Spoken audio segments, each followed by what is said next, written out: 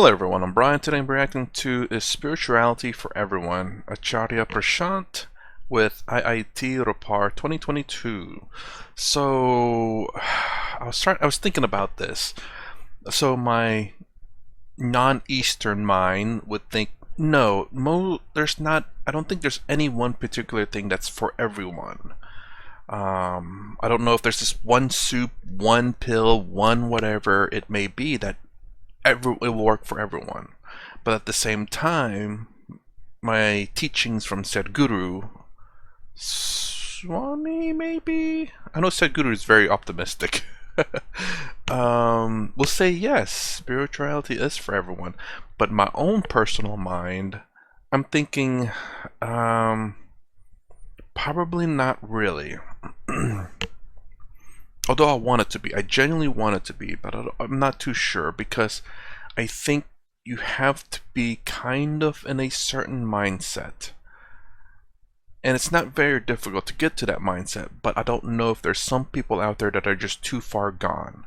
I'd like to think not, and I like to think everyone can get to this, but my answer at the moment is I don't think it is for everyone. There might be one person out there that it's not for. But anyways, let's hear what he has to say. Pranam Acharya. Sir, my name is Abhay Tilkoti. I've been studying you since the last 4 years, and today I'm really getting overwhelmed by getting this chance to communicate with you directly. So today I have, sir, two questions. My first question is as follows, sir. So as you have said in multiple of your videos, the cure to all the ills like consumerism, corruption, crime, etc. in a democracy is to uplift the people by spirituality, and you said that's our better. But sir, when even Kabir Sahib says that Chaya Maya Ek Si, but only a very rare Birla knows this. And so even historically, the clearest of Vedantic ideas got converted to organized religions. So my question is it even theoretically possible to uplift the whole population spiritually and not just the rare Birlas, as spirituality is an individual pursuit? Whew. Oh, he said depends. I was thinking, it's like, oh my gosh, to uplift everyone on Earth, that is going to be very difficult. There's too many.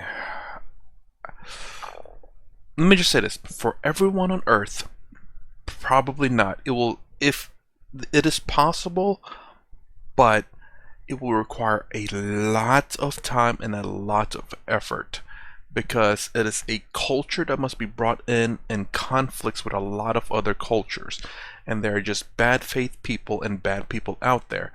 They're not hopeless, but it's kind of like they're so deep into this particular type of Maya that this is their only way of life, and they're so drawn into it, and that's the only way, and they've lost all trust, that is very difficult to get them out. That's why I say I don't think it's for everyone. There's just some people that may be too far gone. If you believe in reincarnation, though, there's always another chance for them. Depends on the intensity of your love. Depends on the depth of your insanity, your craziness. When Kabir Sahib says Maya Chaya Ek Si Birla Jane Koe, Bhakta ke piche pade sammukh bhage soe, he is describing a fact. He is not narrating an ideal. Let's differentiate. He is telling of how things stand usually. He is not saying this is the way things ought to be or must be. He is saying rare is the one who comprehends Maya. That does not mean that he wants people to remain in darkness about Maya. In fact, he is bringing out the fact of Maya so that we may be liberated of her. Right? So, while you are absolutely right that people who could really understand what's going on, what is this thing called life, existence, self, me, my desires, my actions, my beginning, my end, Such people have been few. But then let's see that the consequence of such people remaining few has been disastrous. It is precisely because such people are in a minuscule minority that the earth is in such a poor shape today. And we are so close to an ultimate devastation. So, while those people are rare, we must ensure that they do not remain in a rare proportion. Their numbers have to be raised. The depth of understanding within the common folk has to be greater. Else there is no hope, else there is no future, else there is no present even. Forget the future. So, yes, a lot of effort has to be made. The way we are born, the way our biological constitution is, obviously it is very, very difficult to go beyond our hormones, our instincts, our internal jungle. The very mandate of our DNA, and do something consciously purposeful in life. But even if it is difficult, it ought to be done. Else, why do we live? What is life for? Just to eat, sleep, make merry, procreate, and die? Surely that cannot be the purpose of life. The purpose of life then is to achieve those rare heights, to have the guts to dive into those rare depths. So that has to be done. That has to be done. And time and again, there have been people who have taken up this impossible project. And because it is impossible, hence I said, you require a bit of insanity. And you require a lot of love. Else the masses can be left to their fate.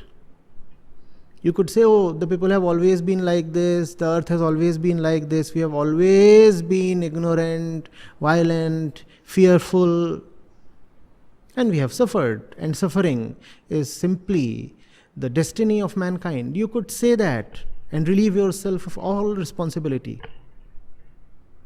But is that what you want to do? Depends, as I said, on the depth of your love. You ought to have that fire. Even if you don't have it, you need to have it. What's the point in living a cold and frozen life? I will say, I guess my perspective is a little bit different in terms of life. While what he said about how, eat, sleep, drink, procreate, then death, that is the meaning of life. Now, it's a little bit of a different meaning of life than what I think we would like to think of. But generally speaking, we are animals, and that's what animals do, that's what we do. And it's been shown throughout history that's what we do. But that doesn't mean we can't do more. So the other thing I like to think of is that this is your life. You can make what you will of it. I hope it is good, and I hope it is a good one. And it's up to you to make that decision for yourself. You can do absolutely nothing if that's what you wish. You can make yourself the most happiest person if that's what you wish. You can make other people happy if that's what you wish. Ultimately, the decision is yours to do what you will with your life. So you don't have to do something extravagant. Not everyone can do that. Not everyone can do the impossible. But making a small impact in your life for other people, I think, is fantastic enough. Being great around your friends, making people happy around you, I think that's good. I mean, it's better than what a lot of people does. And again, no pressure in terms of what you got to do in life. There's no you got to do the impossible, you have to do it before you die, or you have to do this and that. No. Forcing yourself to do something is going to make your life miserable.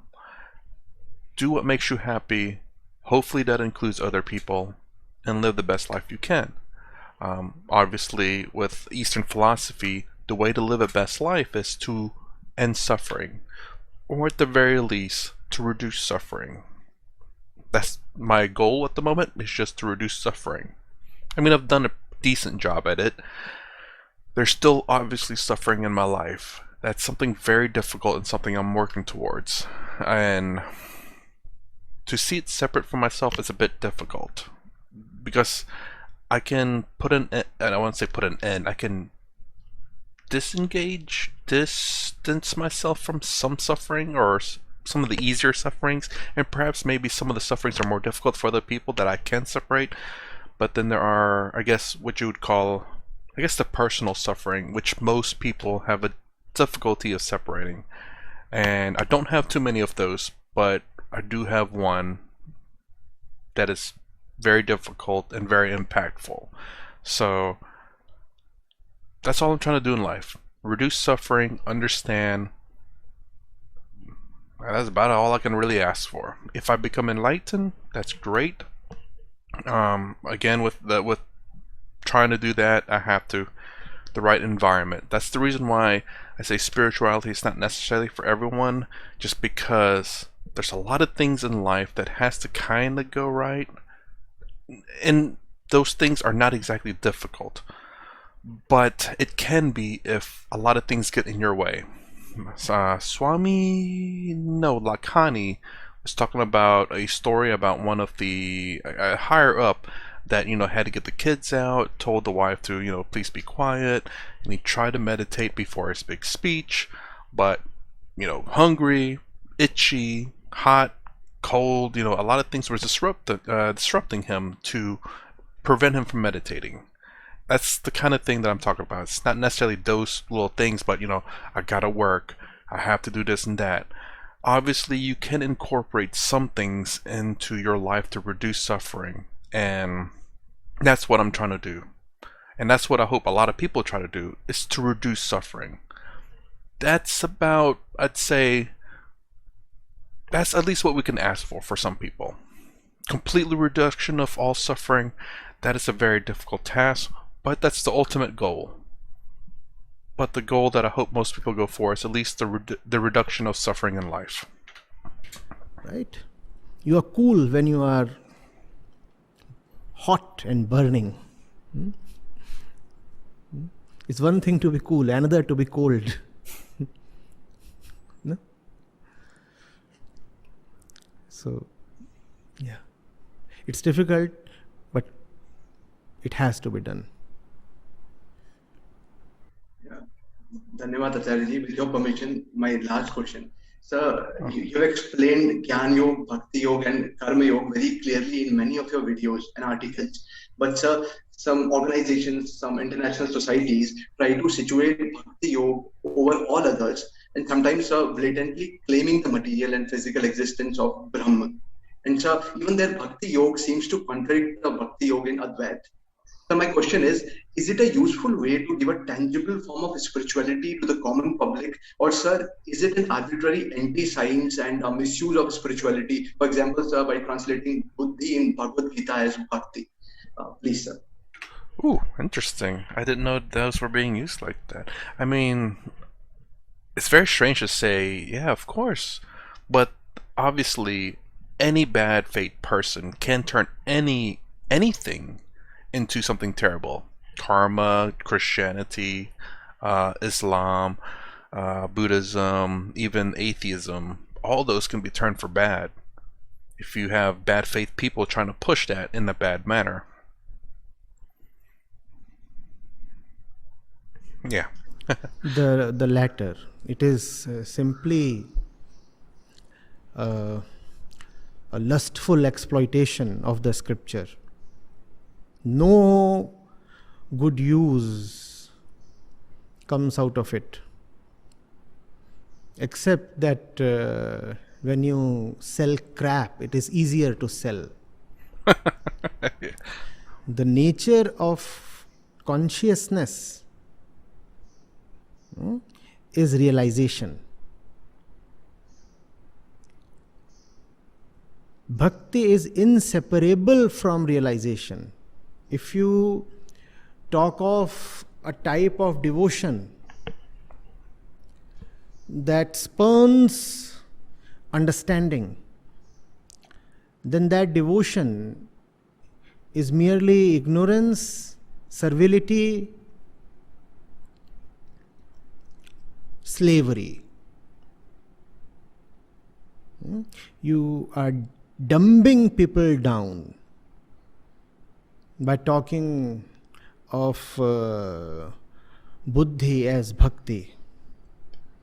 And you do not even know that you are displaying your great arrogant ego when you do this. You think you are so big that you can distort the words of even Krishna. And you tout yourself as a Krishna devotee. Calling yourself a Krishna devotee, you are distorting Krishna's words. Your ego is bigger for you than even Sri Krishna. And these few unfortunate movements in the last 100 years in India have done a lot of injustice to the spirit of religion, that is spirituality. The spirit of religion is spirituality. And any fellow with any faculty to understand would want to stay at an arm's length. Unfortunately, masses are gullible, and worse still, they want to remain gullible and ignorant, may I say even foolish. So they find a selfish and easy stake in acceding to the propaganda of such organizations. And there are a lot of them, just too many of them. Yeah, you can kind of see it in I'm sure a lot of religions out there, that there are people out there who just do not want to believe that what they believe in is false. It'll destroy their worlds. So they'll do anything to continue to believe what they believe, even if it's wrong or false. And it's kind of could be kind of a scary thing. Not only because you don't know what, I mean, for them to want to believe in something false because they want it to be true is kind of a weird way of thinking about it. And then what will they do? Like, because of this kind of thinking, it's kind of, you don't know what they're going to do, you know, what kind of person they're going to be when they realize that the whole world that they believe in is a lie. That's the reason why the spirit of religion that is contained in Vedanta and only in Vedanta has to be brought to the fore. Otherwise, all kinds of deviants and all species of animals are having a field day. Everybody is raising a cult of his own, a following of his own. And you know, you will find one thing common in among all these people and cults and gurus. They are mighty scared of Vedanta. The moment you talk of Vedanta, they start squirming. Some of them do not even agree that the Bhagavad Gita and Upanishads are higher than any other scripture in the Hindu domain.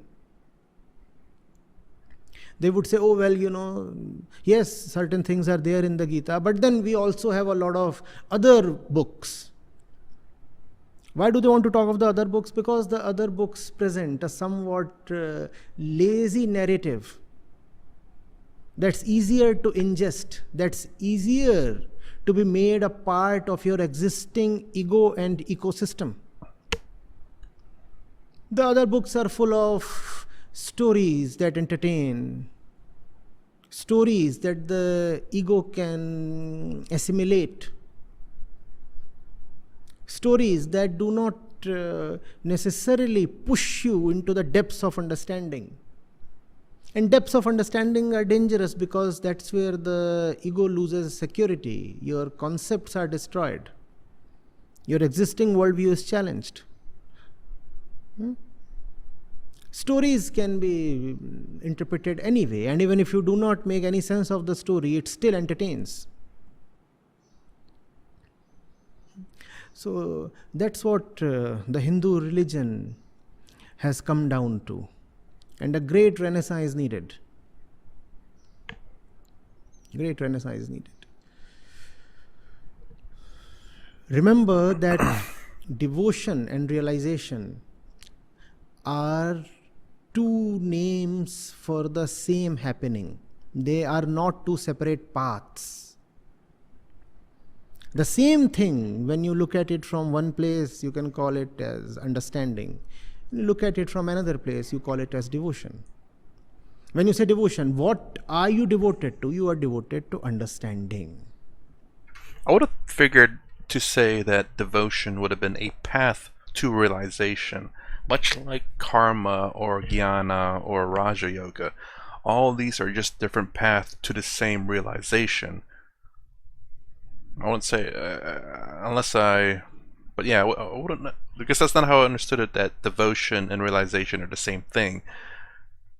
I always considered bhakti, the four different yogas, even kundalini and kriya yoga, I believe all to be paths to realization. I consider them to be paths. Am I wrong in that realization? Or understanding of it? Understanding. About the truth, about your central nature. Vedanta says, Bodho aham. I am understanding. And that's what the mind has to be devoted to, understanding. Devotion and understanding are therefore always together. If your devotion leaves you bereft of any depth of knowledge, realization, understanding, I repeat, it is not devotion, it is servility, and servility to ignorance. Dhanyawad, Atharji. Dhanyawad for these explanations. Thank you very much. Thank you. Okay, interesting. I